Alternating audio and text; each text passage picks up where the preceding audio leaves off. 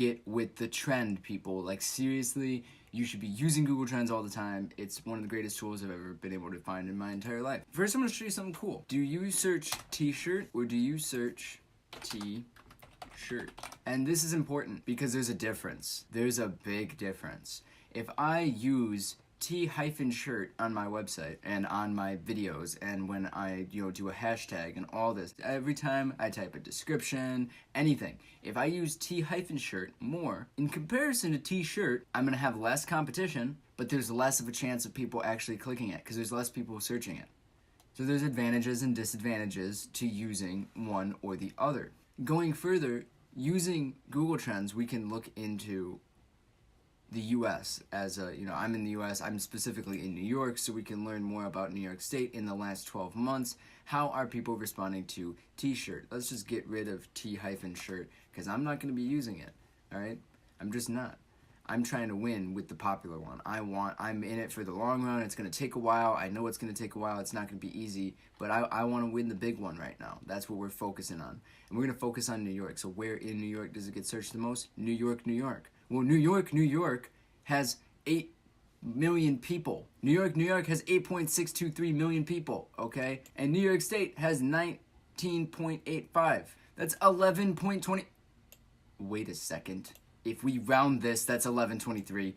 But that's how many people are in New York, minus the city. The city itself has 8.6 whatever million people, 8.623 million people, and New York State as a whole only barely has 20, right? So obviously New York is going to be searching the most. If it wasn't, I'd be surprised. There's the most amount of people there. And you need to understand concepts like that, because Buffalo being number 2 is kind of huge in my personal opinion. I'm surprised something like Syracuse or even Albany, which is way bigger than the amount of space in Buffalo. But Buffalo has more people. Okay, it's going to be more dense. So there's more people searching. But now, if we look at the U.S. as a whole, again, you can start to see which states are going to be the most common. New York is the most common for the last 12 months, though. But say we're only looking at the last 30 days. Rhode Island's been really interested in getting some shirts. And then you can also see what types of shirts they're looking for. Fake news t-shirt, Dior t-shirt, Gucci unskilled worker t-shirt.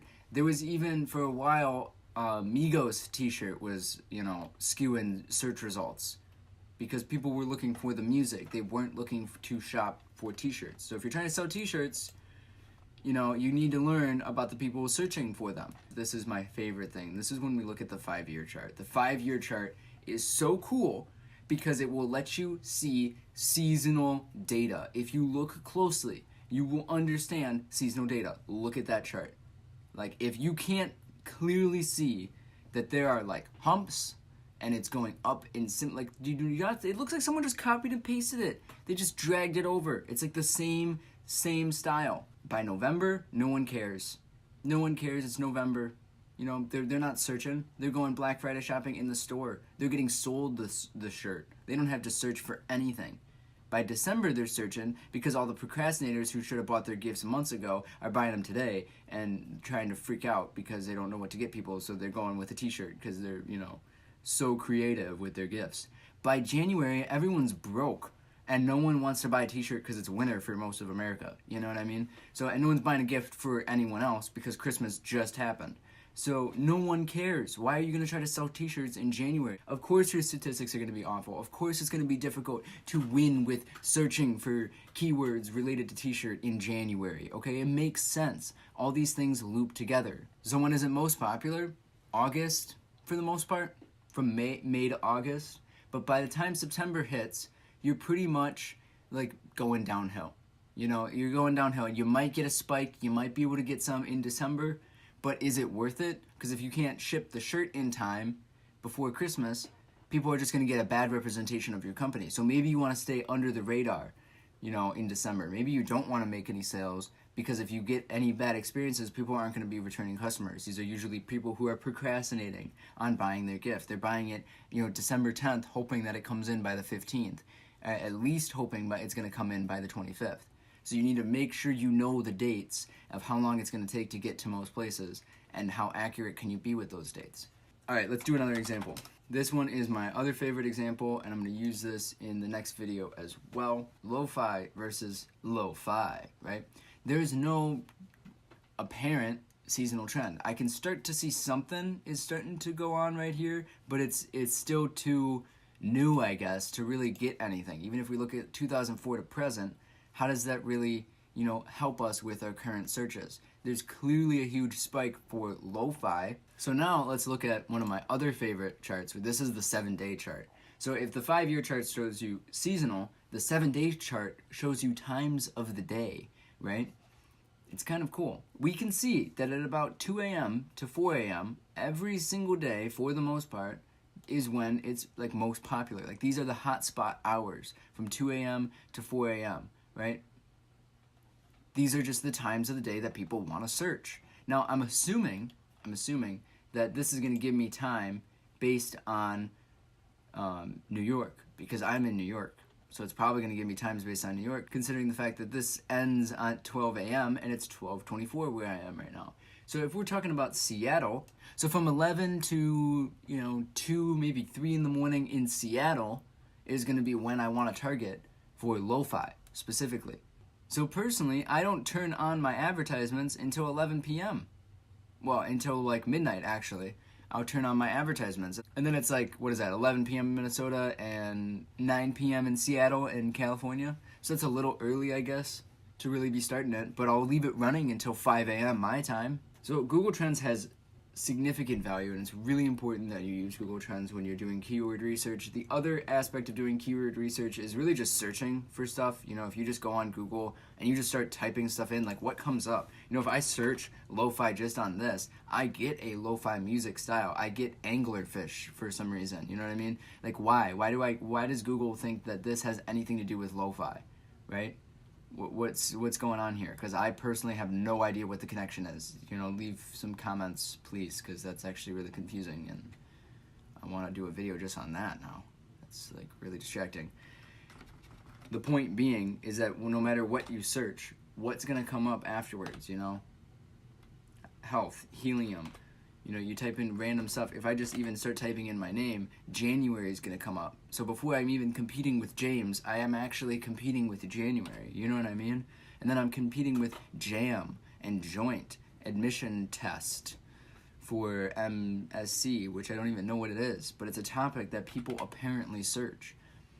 So I'm actually competing with Jimi Hendrix. According to Google, when people are searching James, I'm competing with Jimi Hendrix.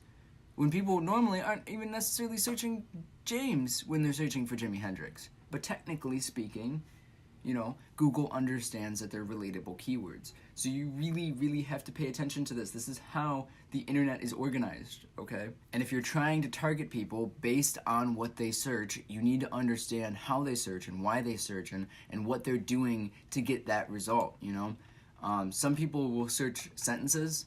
I always hate this personally. Some people will search a whole entire sentence. They'll literally type in like, why is my roof falling off and what can I do to fix it? And I'm like, dude, that's not really the best way to search something on Google. And they're like, why? I got my answer. I'm like, yeah, I guess it took you 20 minutes, but okay. There's so many different, like personally, I'm a keyword person. I would have just been like roof repair or roof destroyed help. You know what I mean? Like roof destroyed explained.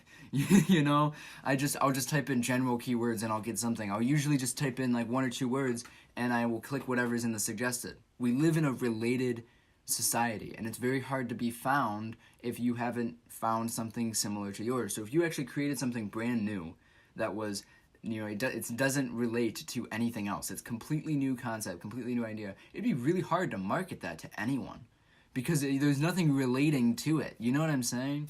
Like it's a really interesting concept. So understanding who you relate to is really important because you'd be surprised where the overlap lies, okay? And this kind of goes into, if you've ever heard the statistic that as ice cream rates go up, murder rates go up in the US. If you look at ice cream rates and murder rates, they both go up at the same time. And this is because they both occur more often in summertime. They really both have nothing to do with each other other than the fact that there's summer. So trying to find keywords like that is really important because you can target people based on one keyword when you are really a different one. So say, for example, I want to sell someone root beer, but I target them based on people who search Coca-Cola. I target them based on people who search Pepsi, but I sell root beer. You know what I mean? So I almost have to convert them from liking that flavor pop to root beer, first of all, and then I have to convert them to liking my brand of root beer. It's not just root beer, it's my brand, you know? So it's really important to understand how all these keywords work and what's the relation between them.